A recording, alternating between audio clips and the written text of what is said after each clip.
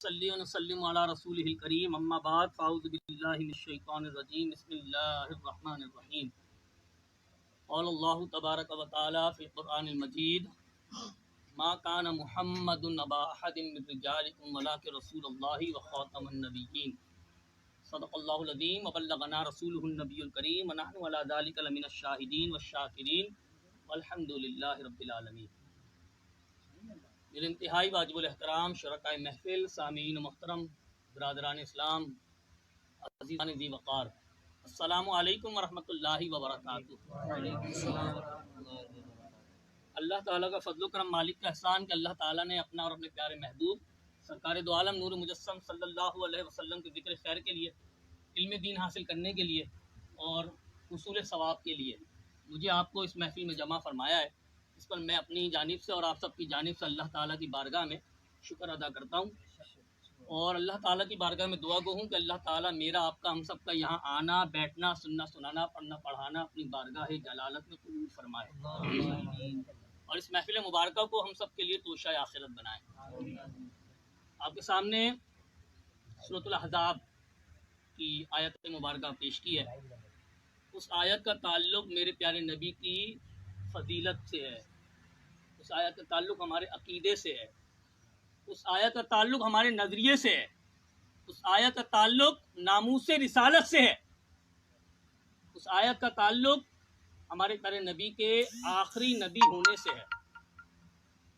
اللہ تعالیٰ نے قرآن میں فرمایا ما کان محمد رسول اللہ وخاتم النبیین، محمد صلی اللہ علیہ وسلم تم مردوں میں سے کسی کے باپ نہیں، لیکن اللہ کے رسول اور سب نبیوں میں پچھلے نبی ہیں۔ خاتم النبیین ورڈ آیا یہاں پہ، جتنی بھی تفاسیر ہیں تمام تفاسیر میں خاتم النبیین کا مطلب آخری نبی لیا گیا، آخری نبی۔ گویا تفاسیر لکھنے والے جتنے بھی مفسرین ہیں سب کا اس بات پر اتفاق ہے کہ خاتم النبیین سے مراد آخری نبی، یعنی ہمارے پیارے نبی کے بعد اب کوئی نبی نہیں آئے گا۔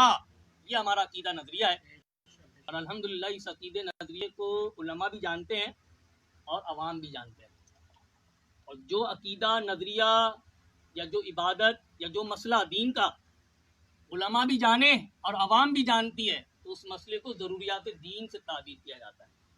وہ مسئلہ ضروریات دین میں شامل ہے، اور ضروریات دین کا انکار کرنا کفر ہے۔ کیا ہے؟ ضروریات دین کا انکار کرنا کفر ہے۔ اس مسئلے کا کوئی انکار کر دے یا ہمارے پیارے نبی کو آخری نبی تسلیم نہ کرے تو وہ شخص کافر ہے۔ پہلے مسلمان تھا تو اس نے اس عقیدے کا انکار کیا تو اب وہ مرتد بھی ہوگا۔ کیا ہوگا؟ مرتد۔ مرتد یہ ہوتا ہے جو اگر ہمارے ملک میں اسلامی حکومت نافذ ہو جائے تو جو حاکم اسلام ہوگا اس کی ذمہ داری ہے کہ ان مرتدوں کو ڈھونڈ ڈھونڈ کر قتل کر دے، ان مرتدین کو ڈھونڈ کر سولی پر لٹکا دے۔ لیکن بدقسمتی سے ہمارے ملک میں اسلامی نظام نافذ نہیں ہے، تو اس لیے بد مذہب، بد عقیدہ، جن کی گمراہیت حد کفر تک پہنچی ہوئی ہے، اور جن کی نہیں بھی پہنچی ہوئی، جو گمراہ ہیں، تو ایسے لوگ ہمیں اپنے ملک میں دندناتے ہوئے نظر آتے ہیں۔ کبھی ایسے لوگ ممبر و محراب پر چڑھے ہوتے ہیں، کبھی ایسے لوگ میڈیا کی زینت بنے ہوتے ہیں، کبھی ایسے لوگ میڈیا پر آتے ہیں۔ ایسے لوگ ہیں جن کا ظاہر اسلام سے میچ نہیں کھاتا، نہ سر پر ٹوپی ہے نہ چہرے پر داڑھی ہے، لیکن وہ چینل پر ضرور نظر آئیں گے۔ یہ ہماری بدقسمتی ہے۔ چینل پر بٹھانا کس کو ہے، لانا کس کو ہے، دین سیکھنا کس سے ہے؟ ہمیں اتنی بھی تمیز نہیں ہے، ہمیں نہیں ہے تمیز، ہمیں دین سیکھنا کس سے؟ چینل کا ڈائریکٹر، پروگرام کا پروڈیوسر، ڈائریکٹر پروگرام میں بٹھا اس شخص کو رہا ہے تو معاذ اللہ عقیدہ ختم نبوت کا انکار کرنے والا ہے، جو شخص معاذ اللہ ہمارے پیارے نبی کی شان میں گستاخی کرنے والا ہے، صحابہ کی شان میں گستاخی کرنے والا ہے، اہل بیت کی شان میں گستاخی کرنے والا ہے، وہ معاذ اللہ میڈیا پر نظر آتا ہے۔ اب اس شخص کو کروڑوں لوگ دیکھ رہے ہیں، کروڑوں لوگ میڈیا کے ذریعے، چینل کے ذریعے دیکھ رہے ہیں، اب اس کی گمراہیت، بد مذہبیت کروڑوں لوگوں تک جا رہی ہے، کروڑوں لوگوں تک۔ ایسے لوگ خود بھی گمراہ ہوتے ہیں، دوسروں کو بھی گمراہ کرتے ہیں۔ میری اور آپ کی بہت بڑی ذمہ داری ہو گئی اس موجودہ دور میں، بہت بڑی ذمہ داری۔ وہ کیا ہے اس پر میں بات کروں گا بعد میں، پہلے حدیث کی طرف آتے ہیں۔ ہمارے پیارے نبی آپ صلی اللہ علیہ وسلم کی ذات وہ ذات ہے کہ جن پر قرآن پاک نازل ہوا ہے. قرآن اللہ کا کلام ہے, نازل ہوا ہمارے پیارے نبی پر ہے. یہ وہ قرآن ہے کہ اگر اس کو پہاڑ پر نازل کر دیا جاتا تو پہاڑ ریزہ ریزہ ہو جاتا. لیکن قربان جائیں قلب مبارک, قلب مصطفیٰ پر پورا قرآن اللہ نے قلب مصطفیٰ پر نازل فرما دیا. تو جس ہستی پر قرآن نازل ہوا اس ہستی سے بہترین تشریح قرآن پاک کی کوئی نہیں کر سکتا. تو قرآن پاک کی تشریح ہمارے پیارے نبی نے کیا فرمائی ہے؟ اللہ اکبر. ہمارے پیارے نبی کا ارشاد پاک ہے انا خاتم النبیین لا نبی بعدی. اللہ کے پیارے حبیب فرماتے ہیں کہ میں آخری نبی ہوں, میرے بعد کوئی نبی نہیں. تو خاتم النبیین جو بڑا ہے نا قرآن میں, اس کی وضاحت ہمارے پیارے نبی نے فرما دی, لا نبی بعدی, میرے بعد کوئی نبی نہیں. اب قرآن سے بھی ظاہر ہو گیا, حدیث پاک سے بھی ظاہر ہو گیا کہ ہمارے پیارے نبی کے بعد اب کوئی نبی نہیں آئے گا. یہ عقیدہ ہے, نظریہ ہے, اس پر ہماری جان و مال, عزت سب قربان, سب قربان. اللہ اکبر. ایک اور حدیث پاک مشکات شریف کی ہے. ہمارے پیارے نبی آقا دو جہاں صلی اللہ علیہ وسلم نے ارشاد فرمایا, غیب کی خبر دیتے ہوئے فرما رہے ہیں حضور, اور یہ دیگر احادیثی کتب میں بھی یہ حدیث پاک موجود ہے. ہمارے پیارے نبی کا ارشاد پاک ہے, میری امت میں 30 جھوٹے مکار لوگ ہوں گے جن کا گمان یہ ہوگا کہ وہ اللہ کا نبی ہے, لیکن میں آخری نبی ہوں اور میرے بعد کوئی نبی نہیں. یہ غیب کی خبر دی اللہ کے نبی نے. کتنے ہوں گے جھوٹے؟ 30 ہوں گے. اور ان 30 جھوٹوں کی جو پہلا جھوٹا, ان 30 جھوٹوں میں سے پہلا جھوٹا وہ ہمارے پیارے نبی کے دنیا سے پردہ فرمانے کے بعد ظاہر ہوا, جس کا نام تھا مسیلمہ کذاب. یہ وہ پہلا شخص تھا جو صحابہ کے دور میں ظاہر ہوا. ہمارے پیارے نبی نے جب پردہ فرما لیا دنیا سے تو دور صدیقی آیا, حضرت سیدنا صدیق اکبر کا دور.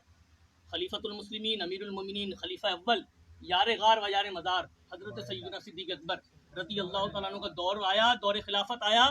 اس دور میں یہ شخص ظاہر ہوا اور اس نے ہمارے پیارے نبی کے آخری نبی ہونے کا انکار کیا. اب اس کے بعد کیا کیا صحابہ نے؟ وہ طرز عمل دیکھنا ہے ہم نے. صحابہ کرام کے, اہل بیت کے طرز عمل کو اپنانا ہے. کیوں؟ کیونکہ اللہ تعالیٰ نے قرآن میں فرمایا, انعام یافتہ لوگوں کا ذکر کیا نا جب اللہ نے, تو فرمایا اولئک الذین انعم اللہ علیہم من النبیین والصدیقین والشہداء والصالحین. انعام یافتہ لوگ انبیاء ہیں, صدیقین ہیں, شہداء ہیں اور صالحین ہیں.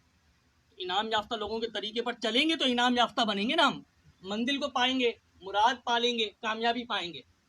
2 راستے ہوتے ہیں, ایک راستہ انعام یافتہ لوگوں کا ہے اور دوسرا راستہ جو گمراہ لوگ ہیں, بد مذہب ہیں, بد عقیدہ ہیں, جن پر اللہ کا غضب ہوا. سورہ فاتحہ پڑھتے ہیں نا ہم نماز میں, صراط الذین انعمت علیہم غیر المغضوب علیہم ولا الضالین. یا اللہ پاک ہمیں ان لوگوں کے راستے پر چلا جن پر تو نے انعام فرمایا. ان لوگوں کے راستے پر مت چلا جو لوگ گمراہ ہو گئے, بھٹکے ہوئے, اور جن پر تیرا عذاب نازل ہوا. ایسے لوگوں کے راستے پر نہیں چلنا. ان لوگوں کے راستے پر چلنا ہے کہ راستے کو بھی رشک آ جاتا ہے کہ مجھ پر چلا کون ہے. انبیاء چلے, صحابہ چلے, اہل بیت چلے, اولیاء کاملین, بزرگان دین چلے. صحابہ کا طرز عمل کیا رہا؟ حضرت سیدنا صدیق اکبر رضی اللہ تعالیٰ عنہ کے دور میں جب یہ شخص ظاہر ہوا اور اس نے اپنے اللہ کے نبی کے آخری نبی ہونے کا انکار کیا, تو حضرت سیدنا صدیق اکبر رضی اللہ تعالیٰ عنہ نے اس کے خلاف اعلان جنگ کیا. اعلان جنگ, تلوار اٹھائی صحابہ نے, اور اس فتنے, یہ فتنہ تھا, پہلا فتنہ ظاہر ہوا یہ جس کے خبر دی نا حضور نے کہ 30 جھوٹے ہوں گے, ان میں سے پہلا جھوٹا یہ تھا. اور یہ پتہ کیا کرتا تھا, یہ ہمارے استادوں نے بتایا ہے جب میں درس نظامی کر رہا تھا, یہ کرشمہ دکھاتا تھا. یہ بوتل میں انڈے کو ڈال لیا کرتا تھا, بوتل میں انڈے کو ڈال لیا کرتا تھا, لوگوں کو دکھاتا تھا یہ کرشمہ. اور لوگ بیچارے ایمان کے کمزور ہوتے تھے, وہ اس کرشمے کو دیکھ کر معاذ اللہ اس کو نبی گمان کرنے لگ گئے, نبی ماننے لگ گئے, اور لوگ اپنے ہاتھ ایمان سے ہاتھ دھو بیٹھے.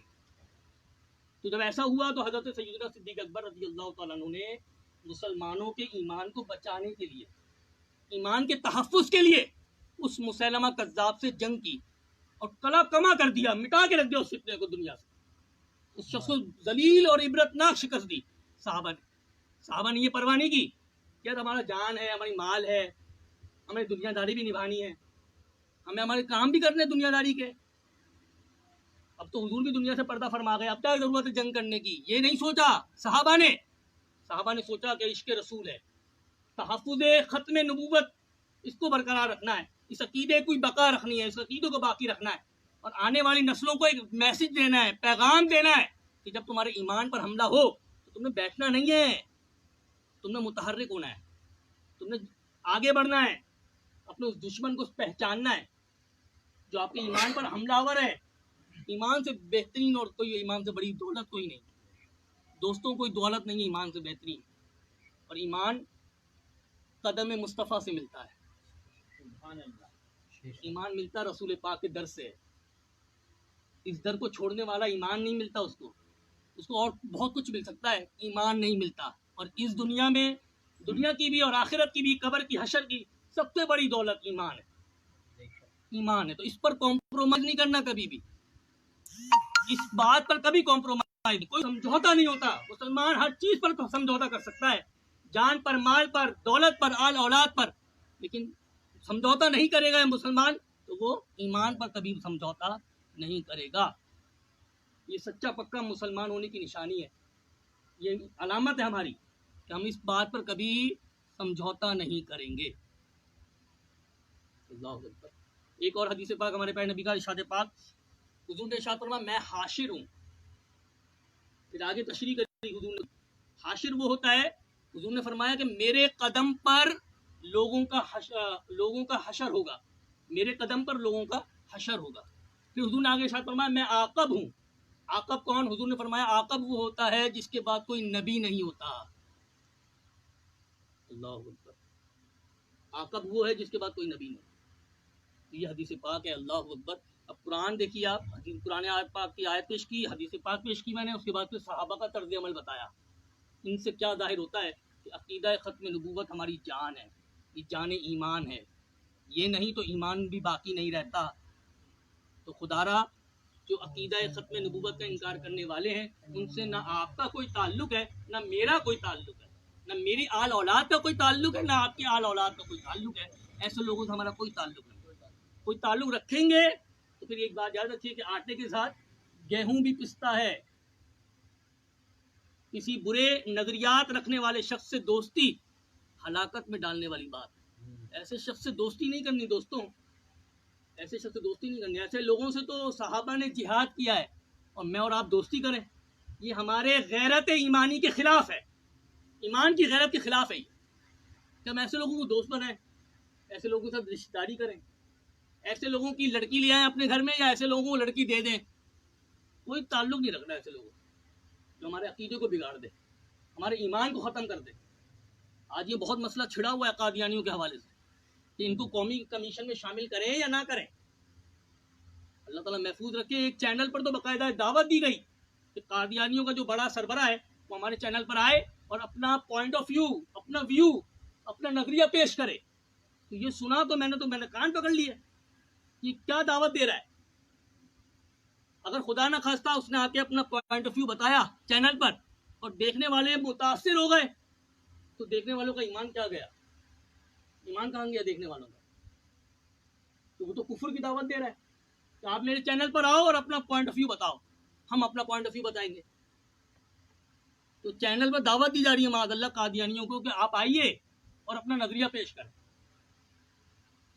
اللہ معاف کرے, نعوذ باللہ من ذالک. تو موجودہ دور کا جو میڈیا ہے یہ ایک بہت بڑا فتنہ ہے, بہت بڑا فتنہ ہے. اس میڈیا پر آنے والا ہر کوئی جو قرآن اور حدیث کی بات کرنے والا ہے, وہ ضروری نہیں ہے کہ سنی ہو, سنی حنفی بریلوی ہو, یہ ضروری نہیں ہے, یہ ضروری نہیں ہے. بہت سارے لوگ آ رہے ہیں اسلامی لبادہ اڑے ہوئے ہیں, لیکن جب ان کی باتیں سنو تو ان کی باتوں سے معاذ اللہ گستاخی رسول کی بدبو آتی ہے.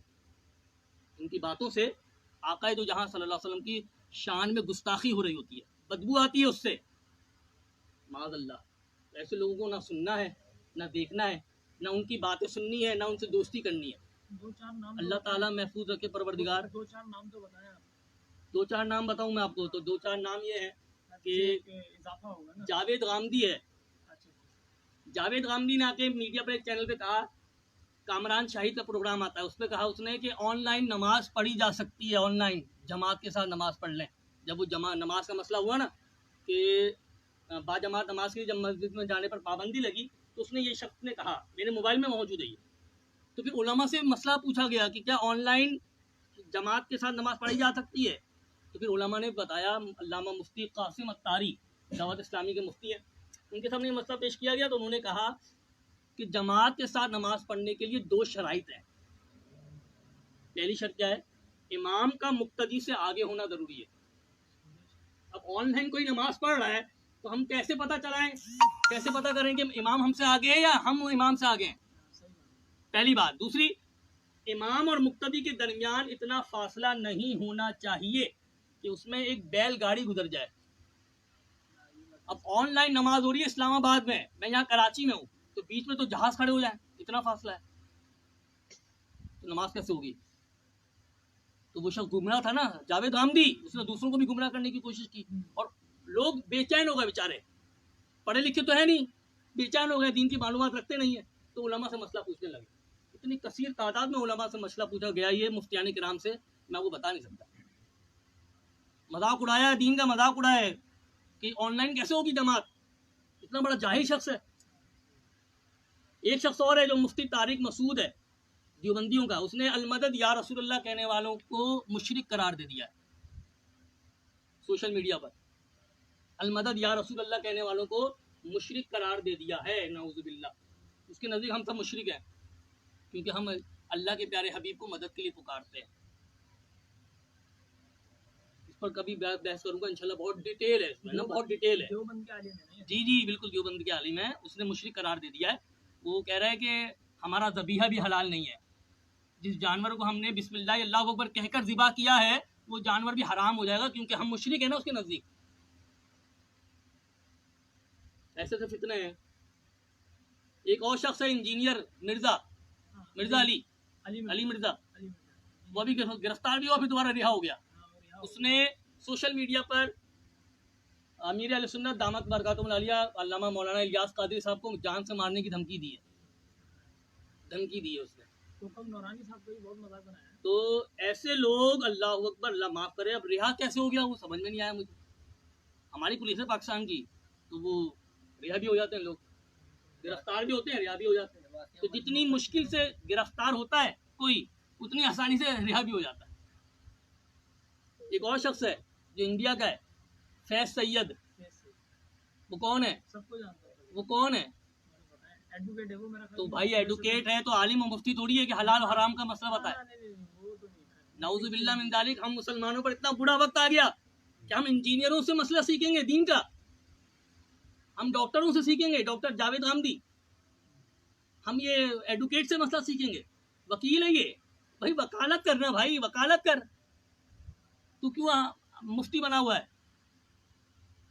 نہ عالم ہے نہ مفتی ہے. اور وہ مسئلہ پتہ کیا بتا رہا ہے کہ 4 دن قربانی کی جا سکتی ہے.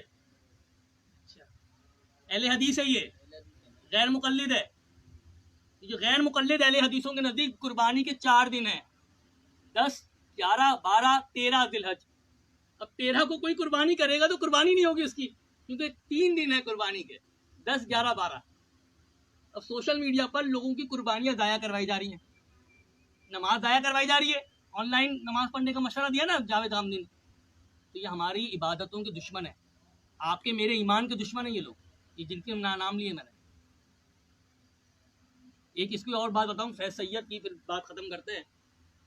وہ بات یہ ہے کہ اس سے پوچھا گیا کہ شادی ہو جانے کے بعد لڑکی کے نام کے ساتھ نا شوہر کا نام لگتا ہے، تو نام لگانا کیسا ہے؟ تو اس نے کہا یہ تو حرام ہے. لڑکی کے ساتھ تو اس کے والد کا نام لگنا چاہیے، شوہر کا. اب یہ مسئلہ پھر گیا مفتی اکمل صاحب کے پاس. علامہ مفتی اکمل قربان جائیں، بہت اچھا. اللہ اکبر. تو انہوں نے کہا کہ یہ کتنا بڑا جاہل ہے جو یہ کہہ رہا ہے. یہ جو احادیث مبارکہ میں وعید آئی ہے نا، وہ نسب چینج کرنے پر آئی ہے. نسب کے اگر کوئی سید نہیں ہے اور وہ اپنے آپ کو سید قرار دے تو وہ نسب